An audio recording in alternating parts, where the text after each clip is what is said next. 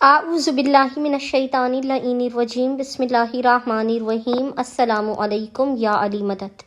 مومنین و مومنات کی خدمت میں آج ایک بے انتہا مجرب ترین وظیفہ عمل، والدہ امام زمانہ عجل اللہ تعالی فرجہ شریف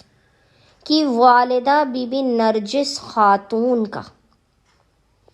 اتنا یہ جلالی ترین عمل و وظیفہ ہے والدہ صاحب العصر والزمان کا کہ علماء اور عرفاء اپنے مسائل و مشکلات سے باہر آنے کے لیے بی بی نرجس خاتون سے اس طرح سے متوسل ہوتے ہیں۔ زمانے کے امام کے حق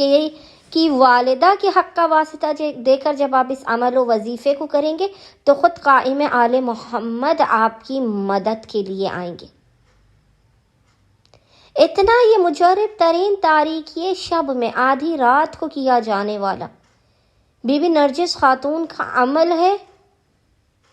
اور ایک مختصر ترین نظر ہے جسے آپ نے تاریکی شب میں ہی دلوانا ہے۔ تاریکی شب میں آدھی رات کو آپ نے 3 راتوں تک اس وظیفے و عمل کو کرنا ہے۔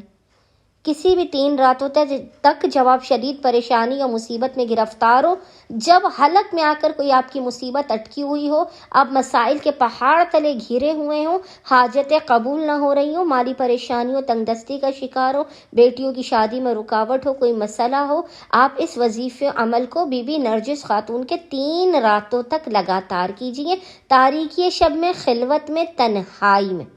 مومنین و مومنات نے کرنا یہ کہ 3 راتوں تک لگاتار آپ نے آدھی رات کے وقت یعنی رات کے 1-2 بجے اٹھ کر آپ نے باوضو ہونا ہے۔ باوضو ہونے کے بعد آپ نے 2 رکعت نماز حاجت بی بی نرجس خاتون کی نیت کرنی ہے۔ اس نماز کا طریقہ یہ ہے کہ آپ نے اس 2 رکعت کی کل نماز حاجت بی بی نرجس خاتون، جس کی پہلی رکعت میں آپ نے الحمد کے بعد 9 مرتبہ سورہ کوثر 9 ٹائمز سورہ کوثر کی تلاوت کرنی ہے، اور دوسری رکعت میں آپ نے الحمد کے بعد 9 مرتبہ 9 ٹائمز سورہ قدر انا انزلناہ کی تلاوت کرنی ہے۔ نماز مکمل ہونے کے بعد آپ نے 3 دنوں تک روزانہ ایک درود کی تسبیح، سب سے پہلے ایک درود کی تسبیح پڑھ کے اس کا ہدیہ والدہ امام زمانہ بی بی نرجس خاتون کی بارگاہ میں پیش کرنا ہے۔ ایک درود کی تسبیح کا ہدیہ بی بی کی بارگاہ میں پیش کرنے کے بعد آپ نے سب سے پہلے 7 مرتبہ